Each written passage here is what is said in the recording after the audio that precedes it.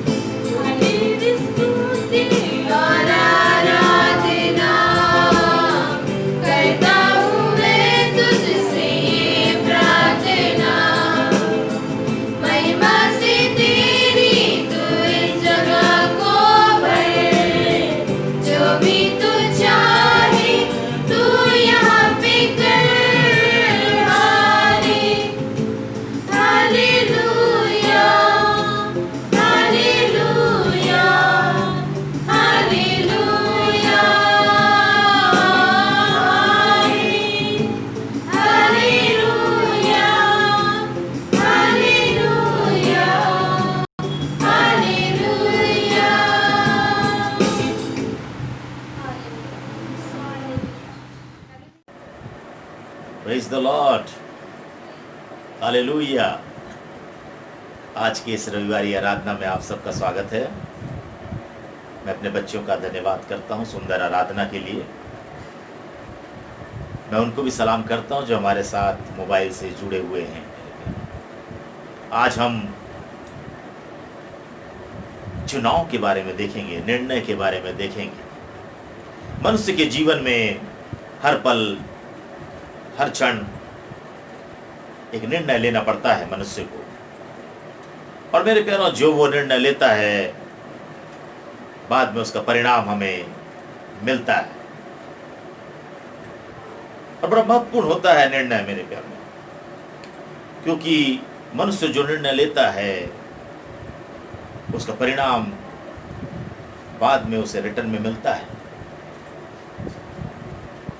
हम बाइबल में कुछ उदाहरणों को देखेंगे जिन्होंने निर्णय लिया, कुछ अच्छा निर्णय जिन्होंने लिया उन्हें अच्छा परिणाम मिला, और कुछ लोग जो है गलत निर्णय को ले लिया, गलत चुनाव उन्होंने किया और उसका परिणाम जो है उन्हें भोगना पड़ा। वो उन चीज़ों से वंचित रह गए जो खुदावंद उन्हें देना चाहता है। प्रभु हमारे जीवन में बहुतायत की आशीष देना चाहता है प्रियो, लेकिन हम कभी कभी गलत निर्णय की वजह से, गलत चुनाव की वजह से उन आशीषों से वंचित हो जाते हैं और बाद में पछताते हैं। इसलिए मेरे प्यारों, हमें बड़े सजगता के साथ में खुदावंद की उपस्थिति में रहते हुए हमें किसी भी निर्णय तक पहुंचना है, ताकि हम उन सफलताओं को प्राप्त कर सकें। प्रभु तो कहता है कि मैं बहुतायत की आशीष देने के लिए तुमको आया हूं, लेकिन मेरे प्यारों, कुछ गलत निर्णयों की वजह से हम उन आशीषों से वंचित रह जाते हैं, हम उसे प्राप्त नहीं कर पाते हैं। बाइबल में बहुत से उदाहरण है, जिनमें से मैं कुछ उदाहरणों को जो है मैं आपको आज बताना चाहूँगा, आपके साथ में शेयर करना चाहूँगा, जो प्रभु के आशीषों से वंचित रह गए मेरे प्यारों। यदि हम गिनती की किताब में जाएंगे और उसका 10वां अध्याय को हम पढ़ेंगे मेरे प्यारों, तो उसमें वर्णन है इस्राएलियों को जो है प्रभु के मार्गदर्शन में मूसा जो है ले जाता है, कनान से निकालता है और ले जाता है मेरे प्यारों। और यहाँ पे वर्णन है कि जब जब बादल ठहर जाता था तब तब वो अपने डेरे वहाँ पे खड़ा किया करते थे, और जब बादल वहाँ से उठता था तो इस्राएली कूच करते थे, और मूसा उनकी अगुवाई कर रहा था, और मूसा के साथ में उसका साला होबाब भी था। चलते चलते वे एक ऐसे जगह में पहुंचते हैं मेरे प्यारों, जहां के बारे में होबाब को पूरा नॉलेज रहता है, और मूसा जो है उससे कहता है, 10वां अध्याय, गिनती का 10वां अध्याय, उसका 29वां वचन को यदि हम देखेंगे तो 29वां वचन में लिखा है, मूसा ने अपने ससुर रुएल मिज्ञानी के पुत्र होबाब से कहा, हम लोग उस स्थान को यात्रा करते हैं जिसके विषय में यहोवा ने कहा है कि मैं उसे तुमको दूंगा, इसलिए तू भी हमारे संग चल और हम तेरी भलाई करेंगे, क्योंकि यहोवा ने इस्राएल के विषय में भला ही कहा है।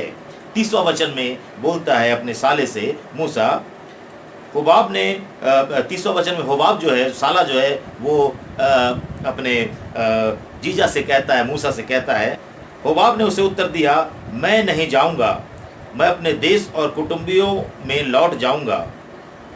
तब मूसा उससे कहता है, हमको न छोड़, क्योंकि हमें जंगल में कहाँ कहाँ डेरा खड़ा करना चाहिए वह तुझे ही मालूम है। तू हमारे लिए आंखों का काम देगा, और यदि तू हमारे संग चले तो निश्चय जो भलाई यहोवा हमसे करेगा उसके अनुसार हम भी तुझसे करेंगे। मूसा जो है उन बातों को बताता है, परमेश्वर की आशीषों के बारे में होबाब को बताता है कि परमेश्वर ने जो है हमें उस उत्तम देश में ले जाने का वादा किया है, उसकी जो आशीष है उसका भागी मैं तुझे भी बनाऊंगा। और वो अपने साले होबाब से विनती करता है कि भाई तू हमें छोड़कर मत जा, क्योंकि ये जो जंगल का जगह है इसके बारे में तुझे सब कुछ पता है, तुझे सब कुछ मालूम है, तू बताएगा, तू हमारा मार्गदर्शन करेगा कि हमें कहाँ कहाँ पे डेरे खड़े करना है। लेकिन होबाब जो है मेरे प्यारों, वो कहता है कि नहीं भाई, मैं इसके आगे मैं नहीं जा सकता, मैं अपने कुटुंबियों में लौट जाऊंगा, मैं अपने घर को चला जाऊंगा। और मेरे प्यारों, वो जो है वो मूसा को छोड़ करके वो अपने घर को चला जाता है। और मेरे प्यारों, जो आशीष से परमेश्वर जो है देना चाहता था मूसा को मेरे प्यारों, और उनके साथ में जो लोग चल रहे थे उन्हें देना चाहता था, होबाब जो है उससे वंचित हो जाता है। कई बार मेरे प्यारों, कई बार जो है हम भी उन आशीषों से वंचित हो जाते हैं, अपने लापरवाही के कारण वंचित हो जाते हैं। कभी कभी हमें भी इस प्रकार का अवसर मिलता है कि हम किसी की सहायता कर दें, किसी की मदद करें कि वो उस मुकाम तक पहुंच जाए जो उसे, जहां पे वह उसे पहुंचना है। कभी कभी मेरे प्यारों, परमेश्वर हमें इस योग्य बनाया होता है, परमेश्वर हमें उन वरदानों से परिपूर्ण किया होता है कि हम उन वरदानों के जरिए किसी के लिए आशीष का कारण बन सकें। लेकिन मेरे प्यारों, कभी कभी हम जो है लापरवाही से मेरे प्यारों, हम जो है उस मदद नहीं कर पाते हैं लोगों को, और परमेश्वर की जो आशीषें होती है हम उससे वंचित हो जाते हैं। होबाब यहाँ पे वो आशीषों को प्राप्त कर सकता था, उन परमेश्वर की आशीषों को प्राप्त कर सकता था, वो मूसा को मार्गदर्शन कर सकता था, वो मूसा को गाइड कर सकता था कि इस जगह में हम डेरे खड़े करें या उस जगह में हम डेरे खड़े करें, क्योंकि उस एरिया के बारे में उसे पूरा ज्ञान था। लेकिन होबाब जो है मदद करने से मना करता है और वो अपने वापस जो है अपने घर को लौट जाता है। मेरे प्यारों, बड़ी विडंबना हो जाती है मेरे प्यारों, जब हमें सब कुछ पता होता है और हम जो है हम लापरवाही की वजह से हम नजरअंदाज कर जाते हैं और हम अपना मदद किसी को नहीं कर पाते। परमेश्वर जिसको जहां पहुंचाना है वहां तो उसको पहुंचा ही देगा। जब परमेश्वर के मार्ग में यदि कोई चल रहा है मेरे प्यारों, तो चाहे हम उसकी हेल्प करें या न करें, परमेश्वर तो उसे उस स्थान तक पहुंचाएगा, उन आशीषों को उसे देगा। लेकिन मेरे प्यारों, हम जो है मेरे प्यारों, हम उस आशीषों से वंचित हो सकते हैं। एक अच्छा अवसर जो है होबाब के लिए था कि होबाब जो है उसकी मदद करता तो बेहतर होता और परमेश्वर जो है उसे भी आशीष देता। लेकिन एक बुरा चुनाव जो है, एक गलत निर्णय जो है होबाब ने किया, और होबाब जो है मूसा का साथ नहीं देता, और मूसा जो है मेरे प्यारों वो परमेश्वर के मार्गदर्शन में स्वयं ही आगे बढ़ता है।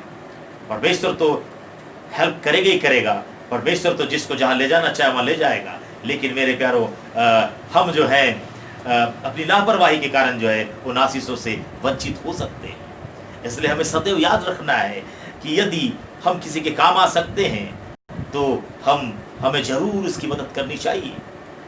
प्रभु यीशु मसीह ने भी कहा है कि जो तुम्हें 1 कोस ले जाए उसके साथ में तुम 2 कोस चले जाओ। यदि कोई आपसे कुछ एड्रेस पूछता है तो उसे बताना ही नहीं बल्कि उसे छोड़ भी देना है वहां तक। मेरे प्यारों, ये खुदाबंद यीशु मसीह कहते हैं नए नियम में। होबाब जो है उन आशीषों से वंचित रह गया। मूसा तो है उन इस्राएलियों को कनान तक पहुंचा दिया, उस वाचा के देश तक उन्हें पहुंचा दिया मेरे प्यारों।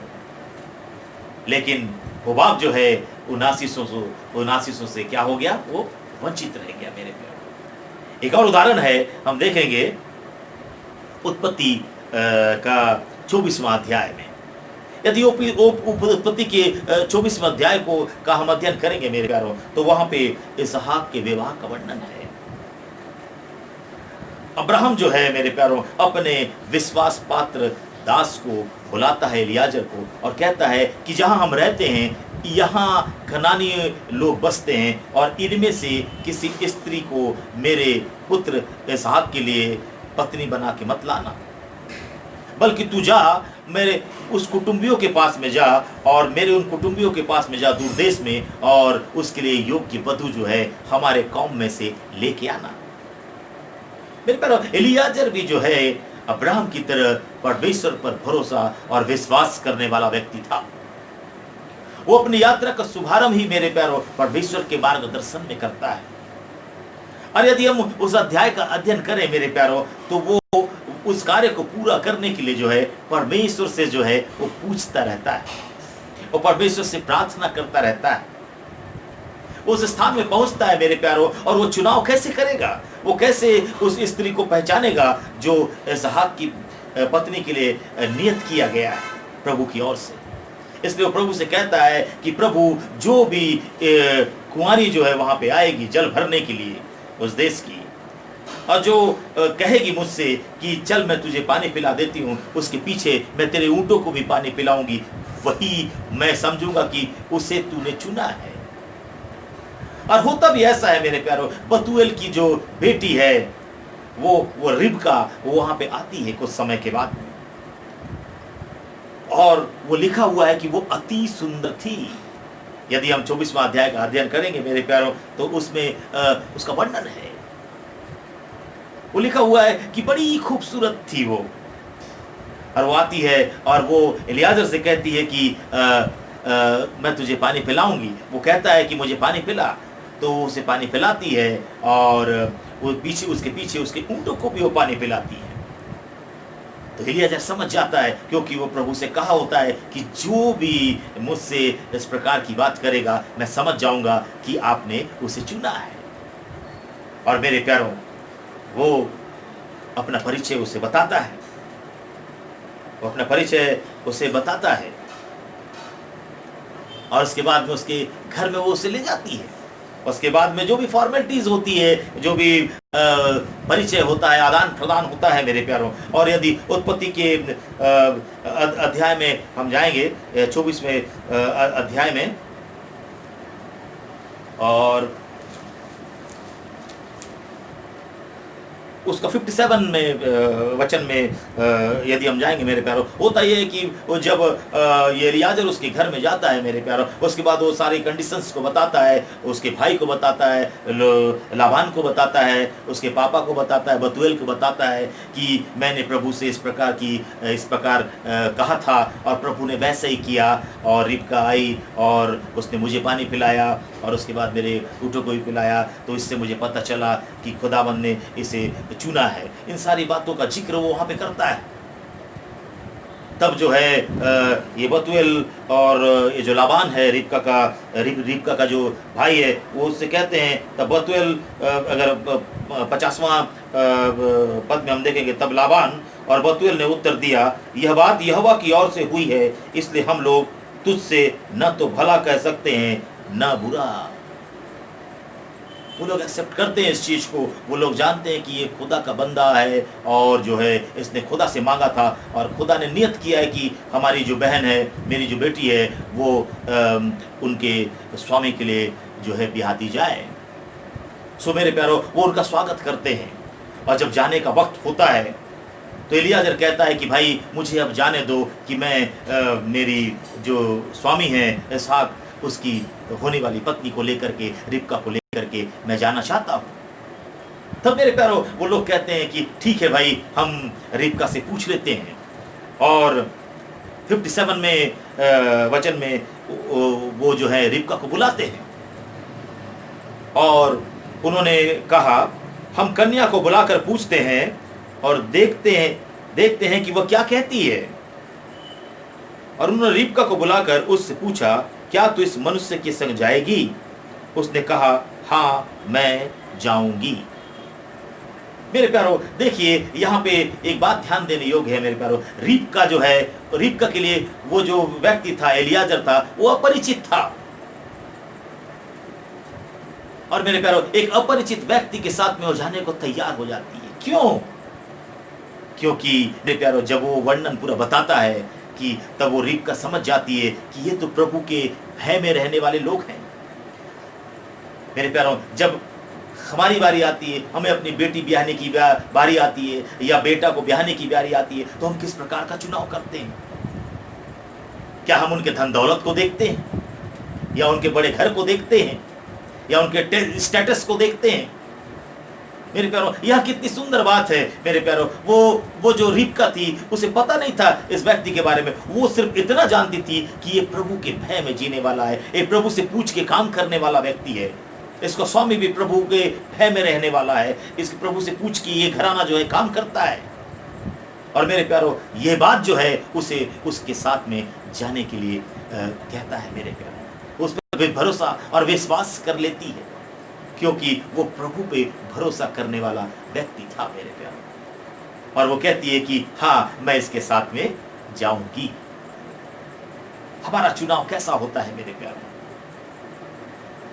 हम कैसी जगह को चुनते हैं, हम कैसे लोगों को चुनते हैं? क्या हमारी बेटी की जब शादी होने की बात चलती है, तो क्या हम ये देखते हैं कि वो जो घराना है वो प्रभु में बना हुआ घराना है? क्या वो प्रार्थना दुआ वाला घराना है? वो प्रभु के संग संग चलने वाला घराना है? या हम और कुछ चीजों को देखते हैं मेरे प्यारों? या कितना सुंदर एक उदाहरण दिया गया है मेरे प्यारों कि उसने मेरे प्यारों एक बेहतर चुनाव को कर लिया। वो जो है उस अपरिचित व्यक्ति के साथ इसलिए चले गई क्योंकि वो प्रभु में बना हुआ व्यक्ति था। वो प्रभु को हाजिर नाजिर मान करके वो काम करता था। वो कोई भी काम की शुरुआत जो है प्रभु से पूछ के करता था मेरे प्यारे। इसलिए वो रिबका जो है उस व्यक्ति के साथ में वो चली गई मेरे प्यारों। हमारा चुनाव भी, हमारा उठना बैठना भी ऐसे लोगों के साथ में होना चाहिए जो प्रभु के लोग हैं। हमें भी ये निर्णय लेना पड़ेगा मेरे प्यारों कि हम किसके साथ में उठते बैठते हैं। हमारा उठना बैठना, हमारा बोलना चलना, हमारा किन के साथ में होता है। जो प्रभु के लोग होते हैं, हमें उनके साथ में बैठना उठना है, हमें उनके साथ में चलना फिरना है मेरे प्यारों, उनके साथ में वार्तालाप करना है मेरे प्यारों, ताकि हम प्रभु में बढ़ सके, हम प्रभु में बन सके। वो इसलिए चले गई क्योंकि एलियाजर जो है वो प्रभु का बंदा था। वो प्रभु से पूछ करके काम करने वाला व्यक्ति था। वो हर बात में मेरे प्यारों प्रभु को प्राथमिकता देता था। क्या हम ऐसे लोगों के साथ में संगति करते हैं? ऐसे लोगों के साथ में जाना चाहते हैं? ऐसे लोगों के साथ में हम घूमते हैं जो प्रभु के वचनों में चलते हैं, जो प्रभु के वचनों में रहते हैं, जो प्रभु की इच्छा के अनुसार कार्यों को करते हैं, जो प्रभु की इच्छा के अनुसार अपने कार्यों का शुभारंभ करते हैं? हम ऐसे लोगों के साथ में क्या हम उठते बैठते हैं? क्या हम उनके साथ में संगति करते हैं? ये मेरे प्यारों निर्णय करने की आवश्यकता है। यहाँ पे मेरे प्यारों रिबका ने एक बेहतर चुनाव को कर लिया मेरे प्यारों। वो जानती थी कि ये बंदा जो है ये प्रभु का भय मानने वाला बंदा है, इसके साथ में जाऊंगी तो मेरी कोई हानि नहीं होगी। और वो जो है उसके साथ में चली जाती है मेरे प्यारों। एक और उदाहरण मैं देना चाहूँगा आपको, आप यहोशू के बारे में मेरे प्यारों। यहोशू जो है मूसा के बाद में एक लीडर बना और इस्राएलियों की अगुवाई किया। बहुत सारे युद्ध उसने किए और जीते मेरे प्यारे। ताउम्र जो है वो इस्राएलियों की अगुवाई करता रहा उस समय, और युद्ध में युद्ध जीतता रहा और इस्राएली उन सब चीज़ों को देखते रहे। एक समय आता है जब मेरे प्यारों यहोशू का यदि हम देखेंगे तो यहोशू 24 है ना, यहोशू के 24 अध्याय में यदि हम जाएंगे मेरे प्यारे तो वहाँ पे वर्णन है। यहोशू उस सारी बातों को उन सब सभा के सामने वो कहता है, उन इस्राएलियों के सामने, उस सारी मंडली के सामने, उस सारी सभा के सामने बताता है खुदावंद की उन आशीषों को गिनाता है और बताता है कि खुदावंद कैसे उनके साथ साथ में रहा, उन्हें कैसे जयवंत का जीवन देता रहा। वो सबको उन लोगों को स्मरण दिलाता है मेरे प्यारे। और अंत में एक बात कहता है कि भाई मैं तो जो हूँ, मैं और मेरा घराना जो है वो तो यहोवा की सेवा करेगा, हम तो उसके नक्शे कदम पे चलेंगे। मैं तुम लोगों का नहीं जानता तुम क्या करोगे, आज चुन लो कहता है उनसे कि तुम किसकी सेवा करोगे मेरे प्यारो। क्योंकि यहोशू जानता था, यहोवा की उन आशीषों को जानता था, उसने अनुभव किया था यहोवा के उन कामों को अपने जीवन में। और यहोशू जान गया था कि परमेश्वर के पीछे ही चलना है और कोई दूसरा रास्ता जो है यहोशू को दिखाई नहीं पड़ा मेरे प्यारों, क्योंकि वो जानता था कि एक ही रास्ता है और वो परमेश्वर का रास्ता है। यदि मैं परमेश्वर के मार्ग में चलूंगा, उसके राह में चलूंगा, तो मेरे प्यारों उन्नति होगा। ये बात को बेहतर अपने जीवन में महसूस किया उसने, और जीवन भर वो प्रभु के साथ साथ चलता रहा। और प्रभु ने जो आशीषों को दिया, उसने उस सब चीज़ों को स्मरण किया, और मेरे प्यारों उन सारे लोगों को बताया उसने। और उसके बाद उन सारे लोगों के सामने एक ऑप्शन को रख देता है कि भाई अब तुम लोग जानो कि तुम लोग क्या करोगे। मैं तो जो हूँ, मैं तो यहोवा के पीछे में चलूंगा, अब तुम्हारा क्या है मैं नहीं जानता। आज चुन लो तुम लोग कि तुम किसकी सेवा को करोगे। मेरे क्या आज और मैं आज के समय में हमारा लाइफ ऐसा है? क्या हमने खुदाबंद के साथ साथ में जीते हुए, चलते हुए उन अनुभव को प्राप्त किया है मेरे प्यारों, कि हम कह सकें आने वाली पीढ़ी को या हमारे लोगों को कि भाई आप लोग जानिए कि आप लोग क्या करते हैं, मैं और मेरा घराना तो प्रभु की सेवा करेगा, मैं और मेरा घराना तो प्रभु जो बोलेगा वो करेगा, मैं और मेरा घराना तो प्रभु के पीछे चलेंगे, मैं और मेरा घराना तो उसकी सेवका ही करेंगे। क्या एक उदाहरण के रूप में हम खड़े हो सकते हैं? क्या लोग हमें एक उदाहरण के रूप में देख सकते हैं? क्या लोग मेरे प्यारों एक उदाहरण के रूप में हमें देख करके वो प्रभु के पीछे चल सकते हैं? क्या हमारा जीवन ऐसा है कि हम इन बातों को हम लोगों को कह सकें? क्या एक उदाहरण हम बन सके लोगों के लिए? मेरे प्यारों यहोशू जो है यहाँ पे ऑप्शन को रख देता है, क्योंकि वो जानता था कि प्रभु प्यारा है। प्रभु ने उसे हाथों हाथ संभाला। प्रभु ने उससे कहा था कि तू जो यहाँ पे कदम रख देगा वो मैं तुझे दे दूंगा। और मेरे प्यारों प्रभु ने वही किया। यहोशू जहां भी जाता था वहां जयवंत हो जाता था मेरे प्यारों। और यहोशू ने जान लिया कि प्रभु को यदि मैं चुन लूंगा तो मेरा जीवन सफल हो जाएगा मेरे प्यारों। और यहोशू ने प्रभु को चुना और उसका जीवन सफल हो गया मेरे प्यारों। आज मेरे और आपके पास भी एक चुनाव है। मुझे और आपको भी एक चुनाव करना है कि हमें किस रास्ते पे चलना है। हमें प्रभु के रास्ते पे चलना है या किसी और रास्ते पे चलना है। यदि प्रभु के रास्ते पे चलेंगे मेरे प्यारों तो आशीष से जो है, जो खुदावंद जो देना चाहता है हमें वो देगा।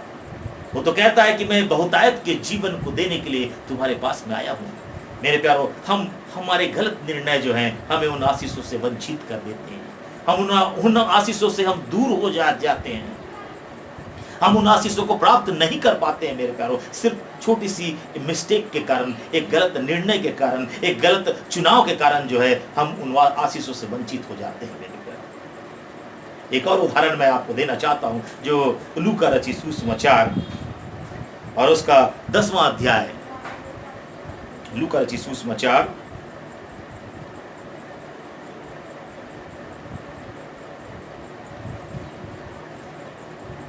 और उसका 10वां अध्याय में यहाँ पे मरियम और मार्था का वर्णन है मेरे प्यारों।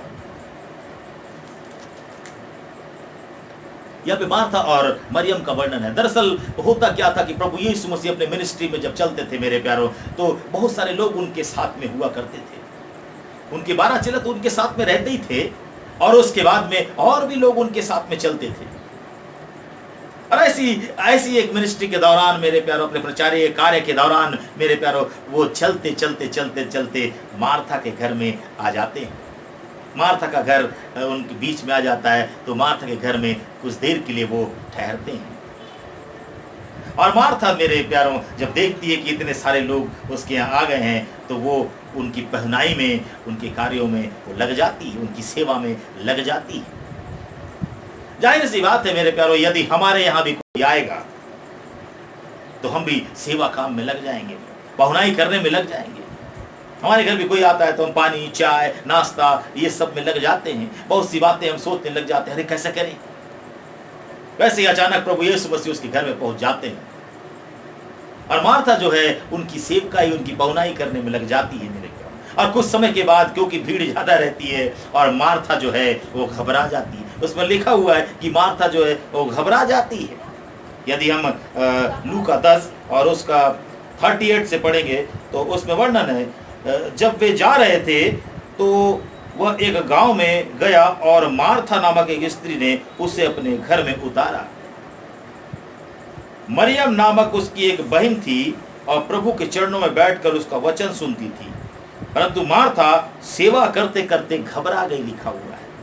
अर्थात वो उनकी तैयारी करते, हो सकता है उसके नाश्ते की तैयारी कर रही थी होगी प्रभु के लिए, है ना, चाय बना रही थी होगी, जो भी हो मेरे प्यारों, वो उन कामों को करते करते जो है वो थक जाती है और उसके बाद में वो आ जाती है प्रभु के पास में। यहाँ लिखा हुआ है वो, परंतु मार्था सेवा करते करते घबरा गई और उसके पास आकर कहने लगी, प्रभु के पास में आकर के कहने लगी, हे प्रभु, क्या तुझे कुछ भी चिंता नहीं कि मेरी बहन ने मुझे सेवा करने के लिए अकेले ही छोड़ दिया है? इसलिए उससे कह कि मेरी सहायता करे।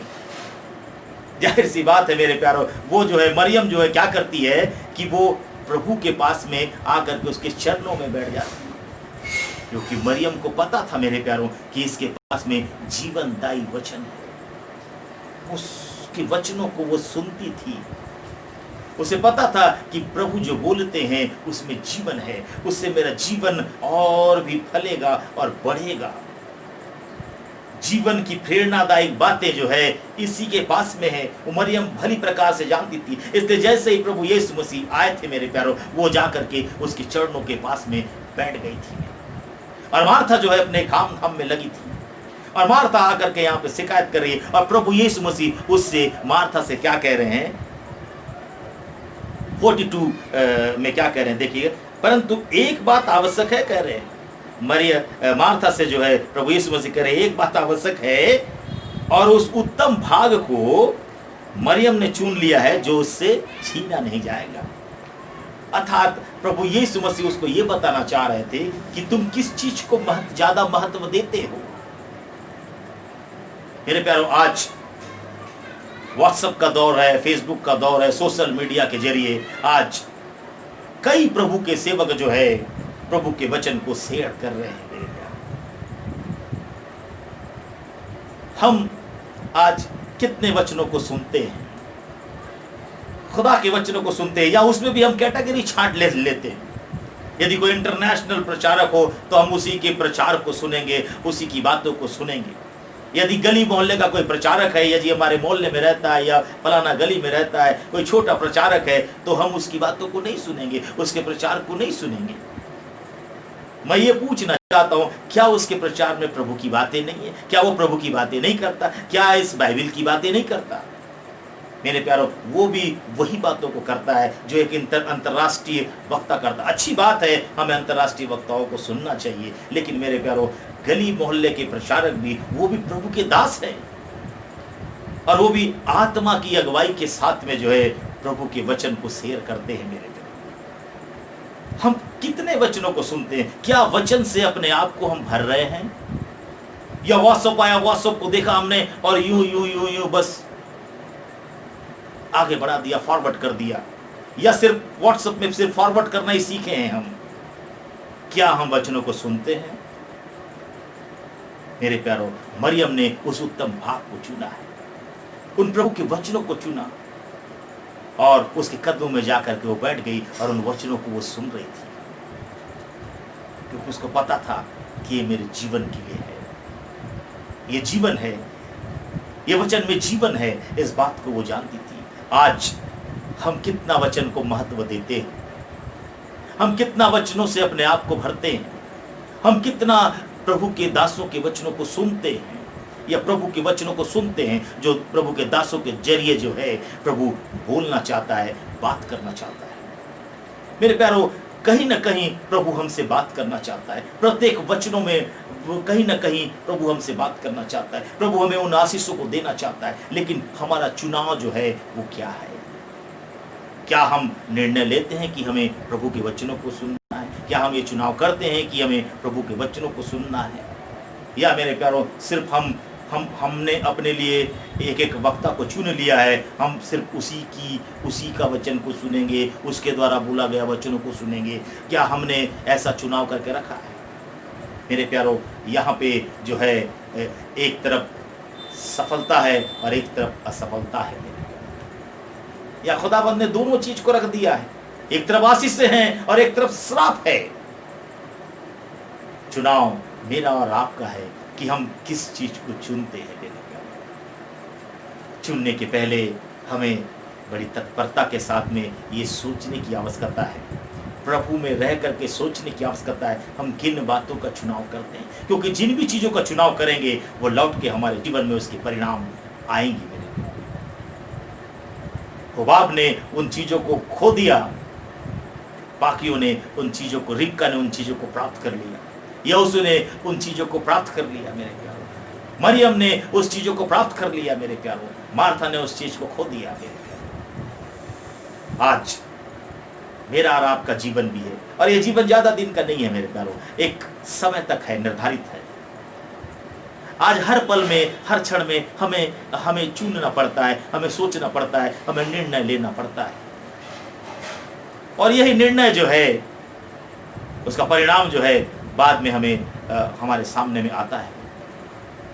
यदि हम प्रभु में बने रह करके एलियाजर की तरह प्रार्थना में जीवन करके, प्रार्थना के द्वारा यदि हम चीज़ों का चुनाव करेंगे तो मेरे प्यारों सफलताएं जो हैं हमें प्रभु देगा, क्योंकि प्रभु के पीछे चलने वाला कभी भी भटकता नहीं है।